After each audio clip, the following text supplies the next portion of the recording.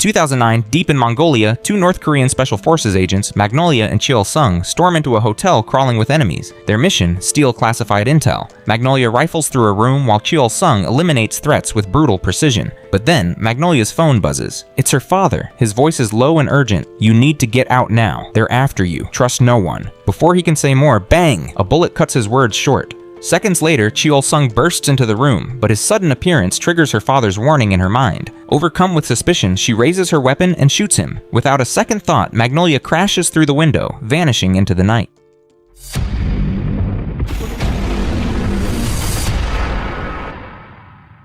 The years roll by. It's now 2020. In Seoul, Mi-young wakes before dawn to open her tiny twisted donut shop. Business is brisk, and by midday, her shelves are empty. She closes early, then heads to her husband Sok-hwan's computer repair store. Sok-hwan isn't fixing computers. He's guzzling juice bottles like a man possessed. Each cap has a prize code, and he's determined to hit the jackpot. Mi-young scolds him for wasting money, though she secretly likes the thought of a new washing machine. Fate has a sense of humor. She cracks open a bottle herself and finds the first prize, a trip to Hawaii. Husband and wife scream with joy, hugging and dancing around the shop.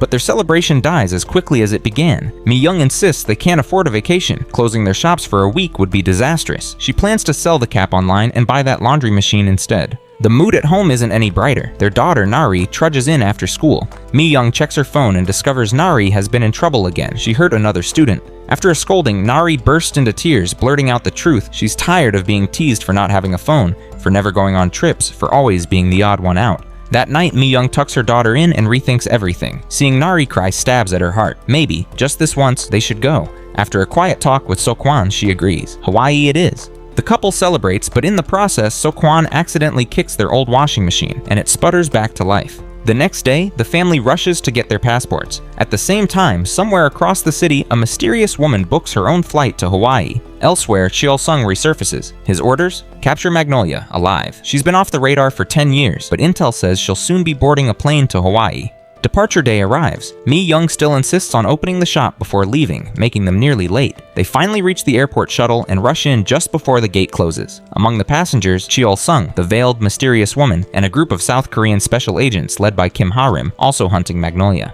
Fortune smiles on Mi-young and Nari. 2 last-minute business class seats are available, and they're upgraded for free. Sok-hwan, however, is left behind in economy. The plane itself is a stage of colorful characters. Hyun-min, an overzealous flight steward convinced he's a secret agent. Jang Pil-jun, a self-important congressman, and a nervous man clutching pill bottles, flying only because his bosses forced him. When the plane lifts off, the hunt begins. Enemy agents patrol the aisles, eyes sharp for Magnolia. The mysterious woman senses danger and slips into the bathroom to hide. Meanwhile, Hyun-min offers snacks to Mi-young, only to drop them. In a flash, Mi-young catches every nut midair, like a professional fighter. Hyun-min stares, convinced she must be some kind of spy. Back in economy, Sok-hwan befriends an older passenger, Kyuk-sung, who's traveling to see his daughter and granddaughter. He even carries a teddy bear as a gift. Mi-young, however, isn't feeling well. With stomach cramps, she hunts for a restroom, brushing past Ha-rim's men who are pretending to wait in line. Tension builds. Ha-rim informs Cheol-sung they still haven't found Magnolia, and they can't access business class. Cheol-sung decides to stop waiting. The order is given: hijack the plane.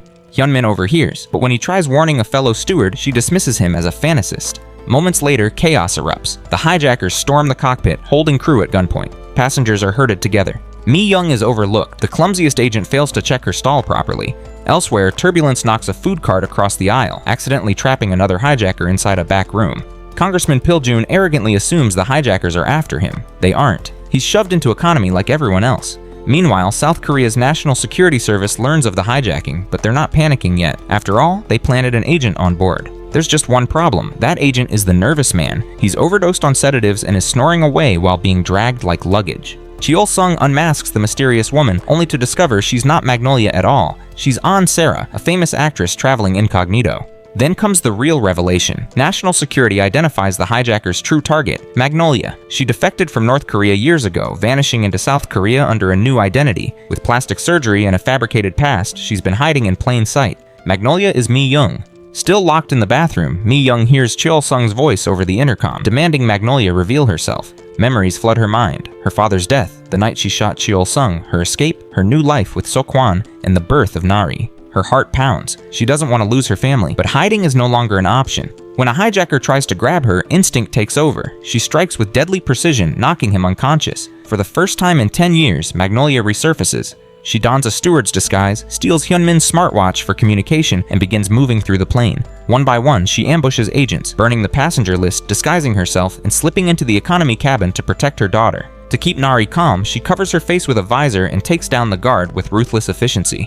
Meanwhile, Seok-hwan refuses to sit idle. He leaves Nari with Kyuk-song and sneaks into the server room through a maintenance hatch. There, he discovers a laptop and hacks into the system, taking control of the plane's software. He sets autopilot, stabilizing the flight. Hyun-min joins him, revealing he isn't just a wannabe spy, he's a retired secret agent. He recognizes Mi-young's disguise from the surveillance feed and contacts her via smartwatch, but his app distorts voices, so husband and wife fail to recognize each other. Their brief exchange ends when Mi-young hangs up, annoyed by his bossy tone. For now, the fight continues. Hyun-min recovers tasers from the back room, while Mi-young faces Ha-rim in brutal hand-to-hand combat. He's skilled, forcing her to fight harder than ever. After a desperate struggle, she defeats him, but loses her mask in the process. Her victory is short-lived. Cheol-sung storms in, dragging Seok-hwan at knife point. He accuses Mi-young of living under government protection. Shocked and desperate, she surrenders, unwilling to risk her husband's life. Bound and marched through the passenger cabin, Mi-young sees Nari's terrified face. Kyuk-song hands her the teddy bear to calm her, but Cheol-sung notices. Suspicion gleams in his eyes. Nari could become another pawn.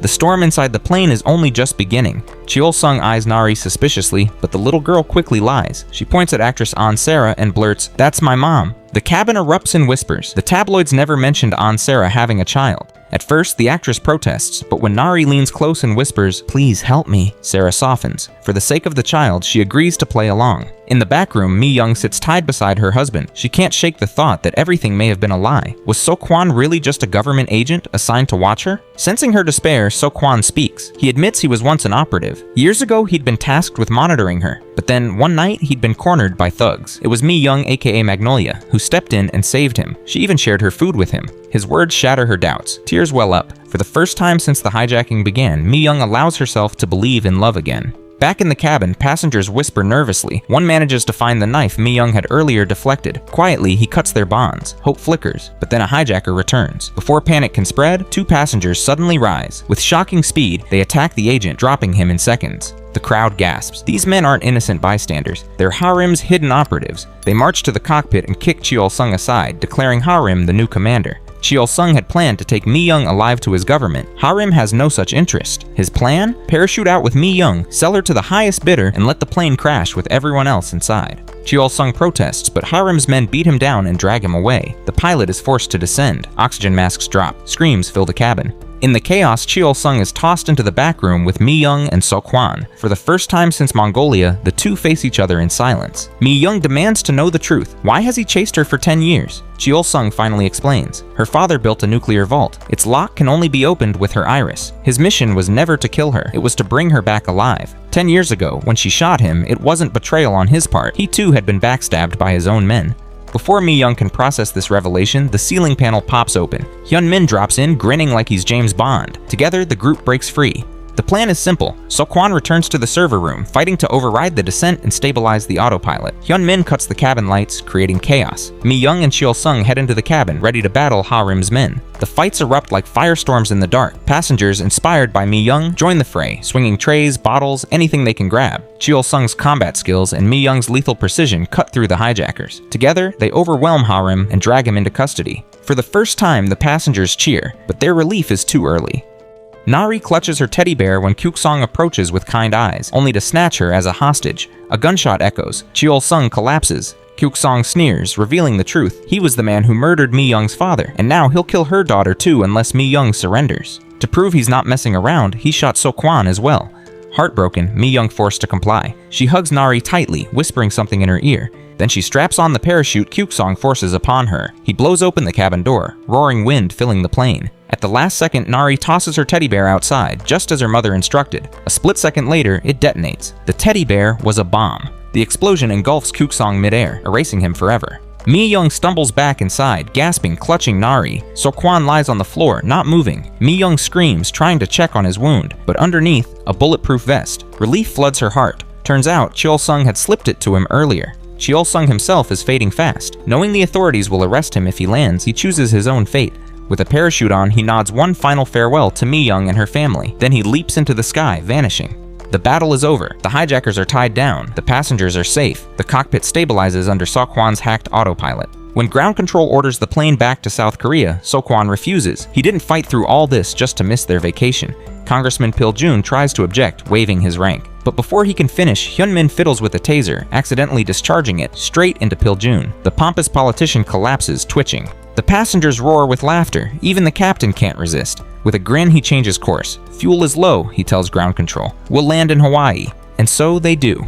The moment the family steps onto the sandy beaches, their nightmare finally dissolves. Seok-hwan slips a ring onto Mi-young's finger, renewing their vows under the golden sun. He admits the darkest secret of all. The Hawaii trip wasn't luck. He faked the prize cap, secretly saving for 10 years to give his wife the honeymoon she never had. Mi-young's smile vanishes. She chases him, furious he wasted so much money. Meanwhile, Nari stretches out on a towel, basking in the sun with a satisfied grin.